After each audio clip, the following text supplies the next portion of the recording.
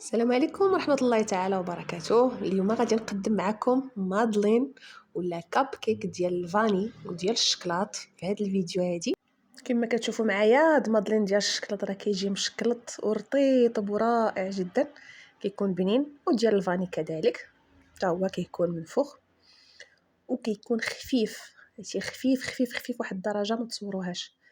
كما كتشوفوا معايا والمذاق ديالو راه يا سلام البنات، خصوصا الا نسمتوه بالقشره ديال الحامض او القشره ديال البرتقال او لا بالفاني باش ما عجبكم، كيجي رائع.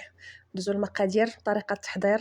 المقادير ديالنا غادي نحتاجو فيهم 4 ديال البيضات وكيس ديال الفانيلا، كاس عامر ديال الحليب وكاس ديال سنيده وكاس الا ربع ديال الزيت. وغادي نحتاجو واحد العلبه ديال الياغورت سميتو ديال الفاني. وغادي نحتاجو هنايا عندنا 240 غرام ديال الدقيق، ما يعادل 6 الكيسان ديال البواطه ديال الياغورت، غنحسبوا بها 6 الكيسان ديال الدقيق. وإلا خاصنا على حسب كل واحد النوعيه ديال الدقيق وشحال كنحتاجو. وعندنا قبيصه ديال الملحه وجوج خمارات حمرين. هنا غادي ناخذ واحد لوبول فاش غادي نهرسوا البيض ديالنا.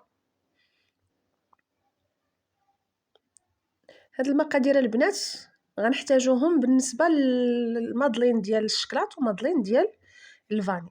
انا ضبطت المقادير، درت 4 ديال البيضات. نتوما بغيتو ديروا نكهه وحده ممكن ديروا غير 2 بيضات، بحال اللي قلتو هاد العبار ديال 2 الانواع ديال المادلين. كما قلت لكم ممكن انكم تقسموا، الا بغيتو ديروا غير نكهه وحده ممكن ديروا غير 2 بيضات او تقسموا المقادير. وهنا البنات غادي نديروا ديك القبيصه ديال الملحه مع البيض ديالنا، وغادي نضيفوا ليه ديك الساشيه ديال الفاني.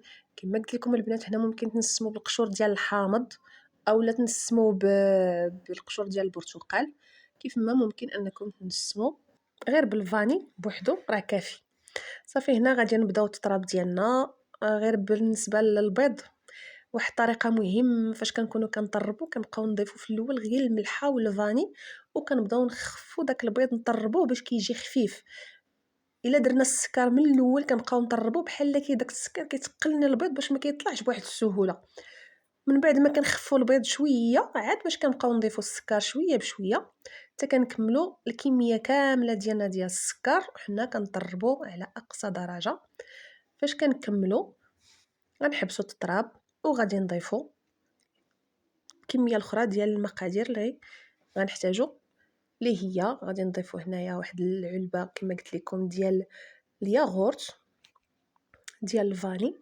ممكن ديروا اي نكهه كتعجبكم ممكن ديروها. هنايا البنات غادي نديروا الياغورت ديالنا وغادي نضيفوا الحليب وغادي نضيفوا الزيت، كاس ديال علبه ديال الحليب وكاس الا ربع ديال الزيت. وغادي نطربوا هنايا راه غادي نبدل لوبول حيت المقادير بحال تزادت بزاف ولوبول صغير، دونك غادي نبدل في واحد لوبول اللي كبير شويه. صافي هنايا من بعد ما خلطت، سمحوا لي هاد المقطع راه تمسح ليا ما صورتوش. عاد غادي نبقى نضيف الدقيق ديالي شويه بشويه وجوج اكياس ديال الخميره ديال الحلويات. كما قلت لكم غنبقاو نضيف الدقيق غير بشويه الدفعه الاولى ونطرب، نزيد الدفعه الثانيه ونطرب حتى كنحصل على واحد القوام اللي كيكون متماسك وكيكون خفيف، ما كيكونش ثقيل، ما كيكونش ثقيل بزاف ما كيكونش خفيف بزاف. الكيكه كتكون باغا القوام ديال الكيك كيكون شويه خفيف، ولكن مادلين لا، مادلين كيكون خاص القوام يكون مجموع شويه. كما غتلاحظوا معايا هنايا غادي نضيف الكميه الاخرى ديال الدقيق وغادي نطرب.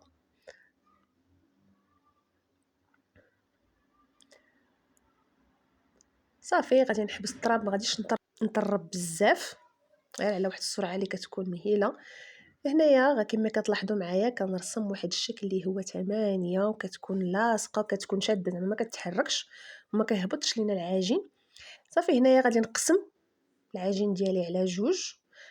الجزء الاول غادي يكون ديال الفاني وهذا الجزء هذا غادي نزيد عليه الشكلاط اللي غادي نزيد عليه البودره ديال الكاكاو. هنا عندي البودره ديال الكاكاو ديال الحليب وعندي الكاكاو المر، تقريبا عندي 2 المعالق حتى 3 المعالق كبار. نفس الشيء غادي نزيد نفس الكميه ديال الكاكاو اللي زدت غادي نزيدها تكون حليب، غير باش ما كنكونش العجين ثقيل ثقيل بزاف. صافي البنات غادي نطرب على واحد السرعه اللي كتكون خفيفه باش ما كيطيرش لنا داك الشكلاط كامل في سطح العمل. وغادي نضيف القطع ديال الشكلاط ديالنا اللي قطعناهم مربعات كيف ما كتشوفوا هنايا، غادي نضيفهم من بعد. وغادي نغطي على هذا الخليط. البنات ممكن تخليوه في الثلاجه يرتاح تقريبا ساعات المكانه، راه ما كاينش حتى شي مشكل. وقت ما ساليتو ممكن طيبوه عاد ما كيزيد تنجح لنا الوصفه ويزيد يعطينا داك القوام وتعطينا داك الفوليوم هكذا كيكون كبير في سميتو فاش كيكون طايب.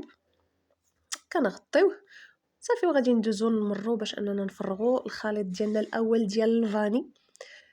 هنا غادي نكون سخنت الفران قبل كيسخن مزيان، وغادي نقص عليه العافيه مهيله. كما كتلاحظوا معايا هنايا راه المادلين ديالنا اولا الكويرطات ديالنا راه ما كنعمروهمش حتى الفوق. غتشوفوا معايا تقريبا غادي نخلي سنتيمتر واحد فاش يتنفخ. لا عمرتوه بزاف راه غادي يفيض لكم. هنايا غير واحد السنتيمتر واحد فاش كنخليو ليه داك الفوليوم فين يتنفخ. هنا بنفس الشيء بالنسبه ديال الشوكولا. من بعد ما طيبنا ديال الفاني غادي ندوزو لديال الشوكولا وغادي نخدموه بنفس الطريقه. حتى هو كنخليوه فيه واحد تقريبا واحد سنتيمتر تقريبا الصبيع ديالنا هكا من الفوق غنخليوه غير فاش نخليو البلاصه فين تنفخ لينا المادلين. صافي البنات كما قلت لكم من بعد ما طاب راه هو كيجي على هذا الشكل هذا كيجي رائع. والمذاق اهم حاجه هي المذاق. ما تنسوش انكم تجربوه، راه كنتمنى تجربوه حيت كيكون راه فعلا كيكون رائع وبنين وريحته راه كتكون واعره وكتكون عاطيه في الدار وهشيش ولذيذ. لا ديال الفاني ولا ديال الشوكولا كيجيو بنفس القوام وبنفس الطريقه وبنان. جربوهم البنات وما تنسوش انكم تشتركوا في القناه وتفعلوا الجرس باش يوصلكم كل جديد. شكرا بزاف والى اللقاء في وصفه قادمه ان شاء الله. السلام عليكم.